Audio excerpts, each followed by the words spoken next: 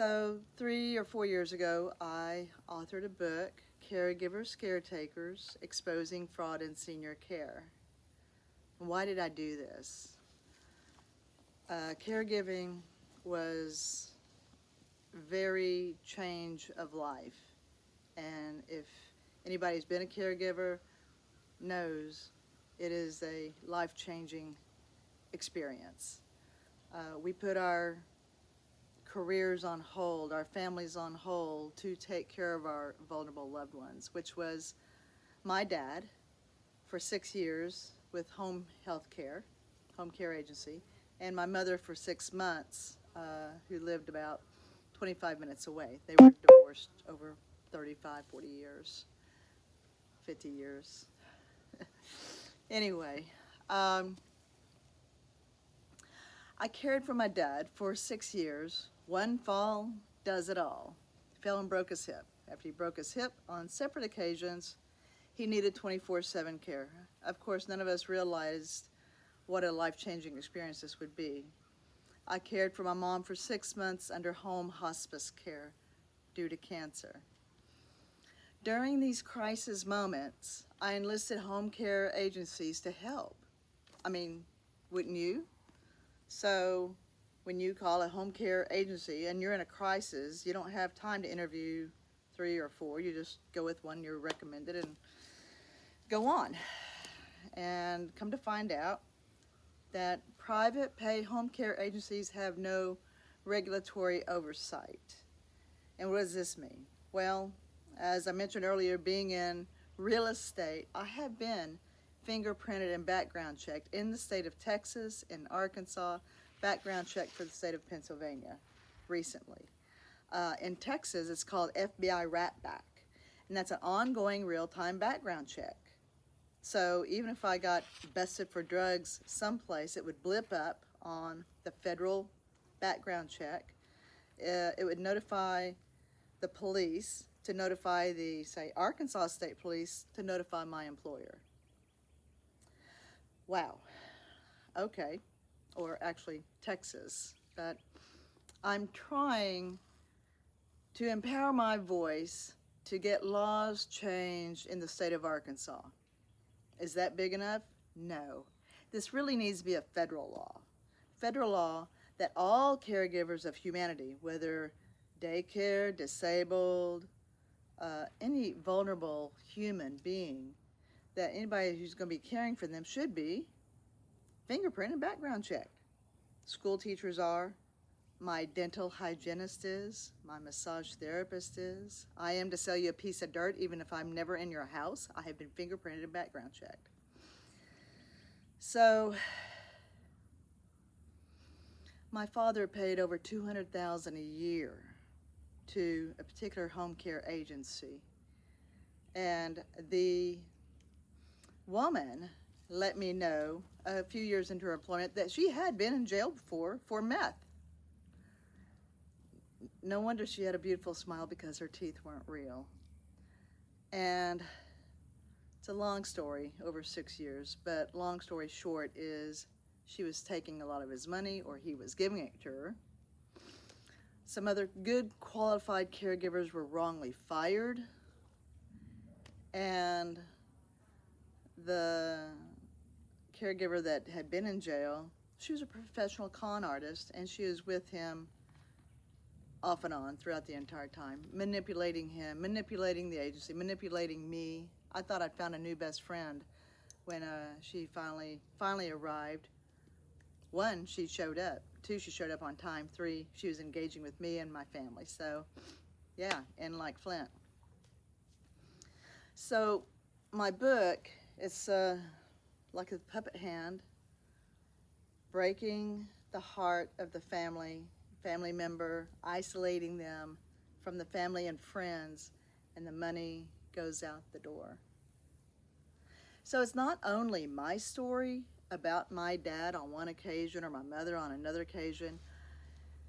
It's stories I'm hearing nationwide of adult children who have hired home care agencies to take care of their disabled brother or their mother or something, and you know, if these people are getting paid $10 to $14 an hour, independent contractor, don't you think they might feel entitled to maybe find something in the house of value? Maybe? Now, don't get me wrong. There are some very good, caring caregivers. And when you find them, pay them well and treat them like gold, because they are. And you can't teach people to care. So, a little second story is about my mom.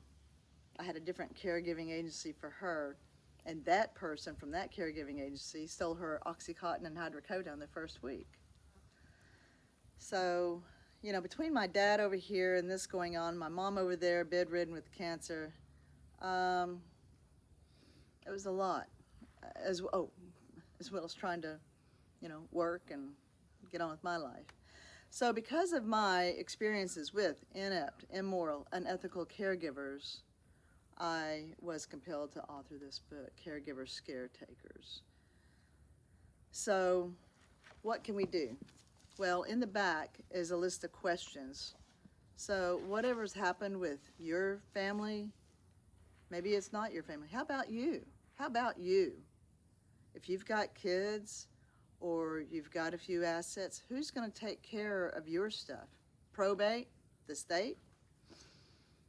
It's over 63 million people are in the caregiving, non-paid caregivers, 63 million people right now in the United States. And an interesting statistic I just found, what is the most common job in the U.S.? As of May 2024, home health and personal care aides hold the title of the most common job in the U.S., employing nearly 4 million people, according to the Bureau of Labor Statistics. They surpass the fast food workers, retail salespeople, reflecting the growing demand for in-home care as the population ages. So it's not only about like me whining about what happened to my parents. What's going to happen to us later? This is why I must empower voices causing ripples of change, because caregivers, people who care for humanity, must be fingerprinted and background checked. I care, and I can't do this alone. And you might say, well, Jackie, what can I do? What you can do is contact your legislators in your state and in your federal offices. I'm working perhaps to get a change.org on my website to start a petition. A friend of mine, Susie Singer Carter in California, has just completed a movie. It's on Amazon called No Country for Old People. It's about her mother being so mistreated in a 5-star nursing home in California. So it's about long-term care, not only home care, but long-term care, nursing homes, assisted living, even independent living. Who's going to take care of us in the last quarter? Hey, y'all. I'm going to narrate a little bit because I'm being filmed out here in the cattle. So I'll give you a brief description of kind of what we're trying to do. That's my longhorn Dallas. He's not cooperating. So we're trying to round up all the cattle. We've got around 25 head. That's Ruby, my only red cow left. And that's Mila down there with the tail chasing around. And all the cattle are way over there, and they need to come over here. That's my neighbor Kennedy with her dog. She's younger. It's her first time out here. They're new neighbors down the hill, so they offered to help. They're running all over the place. Okay, now I've got food. Food is always the best answer, isn't it?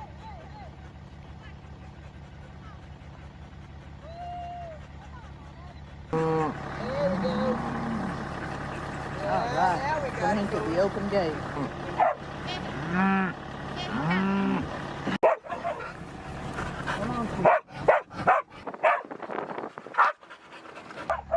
One way or the other, we're going to get them in there. There's my horses. Come on through, women.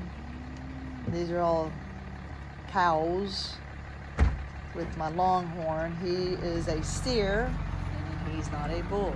You'll see Bully, the bull, a little bit later. Okay, we're going in the right direction. Yeehaw!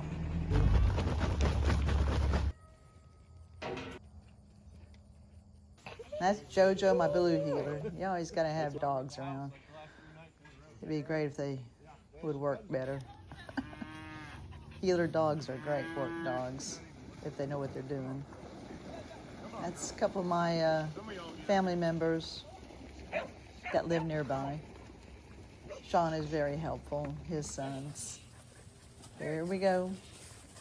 We have 3 pins in this lot. We gotta get him down the chute. Come on, girls. Go on. There we go. There you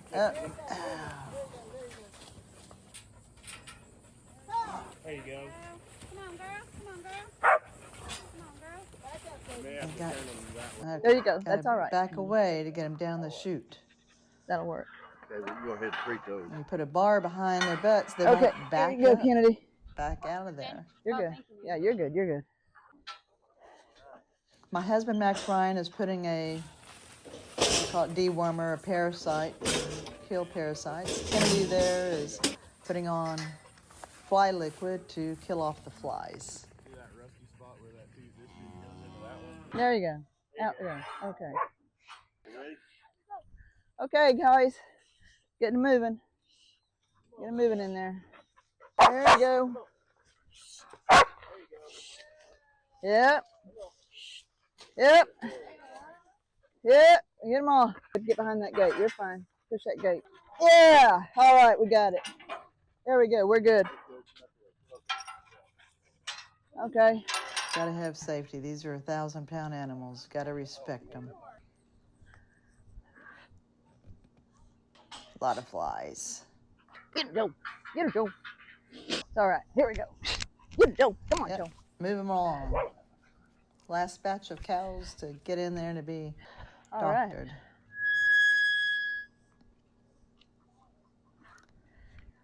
There you go. Come on. Okay, those 2 small ones you see were heifers, young calves Well, we want the calf. We just got to put it the other way. that we need to wean away from their mothers. All right. Move, cow. Hang on. We're good. So we're doctoring the cattle There we go. and All going right. to wean those 2 calves. Kennedy, we need to open that gate. Those calves weigh around 400 pounds. They're about 5 months old. Can't get them all in there, but that'll be a... There he goes. Get behind that gate. There you go. There's Ruby. Dallas. He's a pretty boy. Not good for anything except a decoration. Yeah. Oh, my girls. Okay, there's Bully. Bully. And my old horse, Rocky's 25. So we let them out of the horse lot. Yes, I can hand feed Bully. He's a good boy. So we're going to put Bully Get him. down with his daughters. We keep him away from the cows for now. We let him back out with the cattle. I want him in the pasture, not Straight down the down the alley. alley. There you go. There you go. Get in the pasture. Stage right, Bully. Get in the pasture. So these are 2 calves that we weaned out the other day. They're heifers. That's my bull. That's Helen. We're gonna keep Helen with the white spot on her. She's a little taller. Her mother broke her hip having her, so we had to bottle feed Helen. So she's tame, unlike these 2 other heifers are. These calves are around 5 months old now. So your beef does not come from the freezer, they come right here from the farm. I'll sell these 2 calves at the sale barn about 45 days. We are weaning them from their mother. And beef is what's for dinner.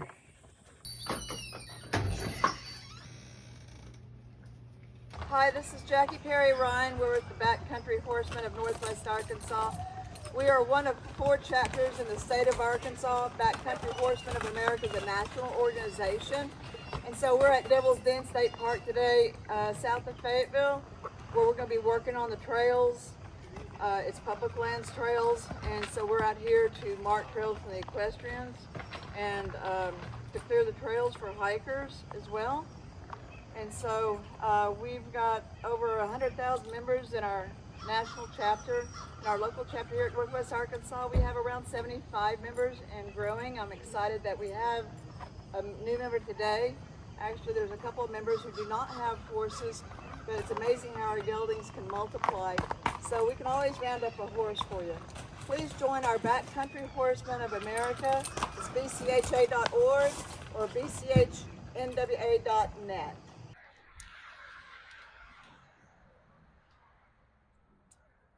Okay, well, you know, we're all multifaceted, and this has been my career for the last 30 plus years, is commercial real estate. We started with a shot of the traffic because being a commercial building is very important for traffic count, which here on 71 Business in Lowell, Arkansas, north of Springdale, south of Rogers Bentonville, is around 15,000 cars daily, average traffic count. And I just met with a potential retail tenant to come into the real estate building here. This is our real estate sign. I office the Simplicity Real Estate Solutions. I go by Jackie Perry. That's been my career name in real estate the last 30 plus years, my maiden name. And so when people are interested, they can just screenshot the QR code and learn about the shopping center. So let's move to the shopping center. So you see, looking at it, that it can be 1 to 4 retail locations. This one retailer I just spoke with would take around 2,000 feet of the first north space here. And so if you want to move closer, it is owned by Flooring by Design, which is over here to your right. He's got a floor store. So he built this shopping center and moved here so he could have semi-trucks coming in to make deliveries in the back of his warehouse, where he couldn't have that before. It's very complicated for deliveries. This location here, in fact, has 2 overhead doors. And so if you want to come this way, we'll come and look at the building real quick. So we've got ample parking. This building was just completed about the last 6 months.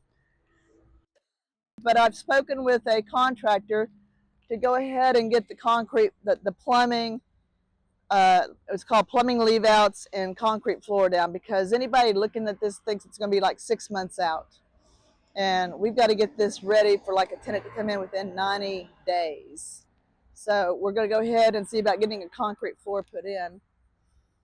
And if you look in here, then you see there's overhead doors. So for a tenant that could have some drop-off deliveries with the we call it bobtail truck, or even a semi that they could lower their pallets here and bring. So this would be office, showroom, and retail space. It's a very nice, clean building. We just got to get it a little bit further down the road. So this is my office out here. This is my desktop, top of my car. And so when we're looking to